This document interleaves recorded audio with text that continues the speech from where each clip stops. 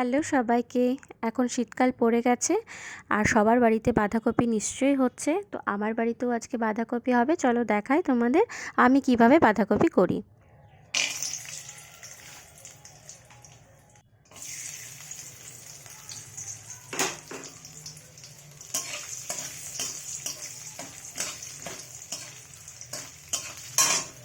প্রথমে বাঁধাকপি করার জন্য ছোট ছোট করে আলুগুলোকে লাল লাল করে আমি ভেজে নিয়েছি। তারপরে ওই তেলেই বাদাম, ছোট ছোট করা নারকেল কুচি আমি ভেজে নিয়েছি। তারপরে সেই তেলেই আমি দিয়ে দিলাম গোটা গরম মশলা, লঙ্কা, শুকনো লঙ্কা, তেজপাতা আর ছোট এলাচ, পাঁচফোড়ন দিয়ে আমি সেটাকে ফোড়ন হিসাবে ইউজ করলাম। সেটা হালকা করে ভেজে নিয়ে এরপর দিয়ে দিলাম ছোট ছোট করে কেটে রাখা টমেটো কুচি। টমেটো কুচি দিলে এটা টেস্টটা একটু অন্যরকম হয়। তারপর একে একে আমি মশলা দিয়ে দিচ্ছি। দিলাম হলুদ গুঁড়ো, লবণ, তারপরে দিলাম জিরে গুঁড়ো, তারপরে দিলাম লঙ্কা গুঁড়ো। এগুলো দিয়ে সামান্য আঁচে একটু নাড়াচাড়া করে সামান্য জল দিয়ে এটাকে ভালো করে কষতে হবে। মশলা না কষলে কিন্তু সবজির টেস্ট আসে না। প্রত্যেকটা সবজিতেই একটু করে ভালো করে একটু মশলাটা কষতে হয়। তারপর মশলাগুলো কষা হয়ে গেলে আমি দিয়ে দেব ভালো করে কুচোনো বাঁধাকপি। বাঁধাকপি দিয়ে সমস্ত বাঁধাকপিটা আমি দিয়ে দেবো এর মধ্যে, এবং দেওয়ার পরে এটা নাড়াচাড়া করে মশলার সাথে মিশিয়ে নেব।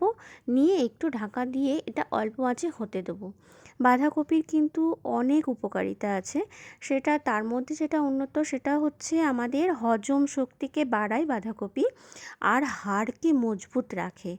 তাই তোমাদের বাঁধাকপিতে যদি কোনো অসুবিধা না হয় শীতকালে সপ্তাহে একবার হলেও বাঁধাকপি কিন্তু খেও।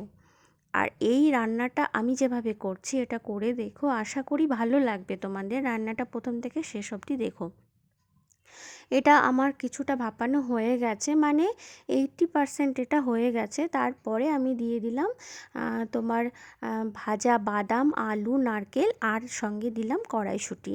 এটা দিয়ে এবার আরেকটু যে 20% বাকি আছে তার মধ্যে আমি 10% রান্না করে নেব। আবারও এটাকে নাড়াচাড়া করে আবার সামান্য ঢাকা দিয়ে রাখবো।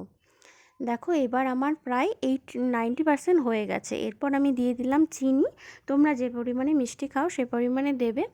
আর তার সঙ্গে দিয়ে দিলাম ঘি ছড়িয়ে। এবার এটাকে গ্যাসটাকে এটা দিয়ে নাড়াচাড়া করে গ্যাসটাকে বন্ধ করে দেব।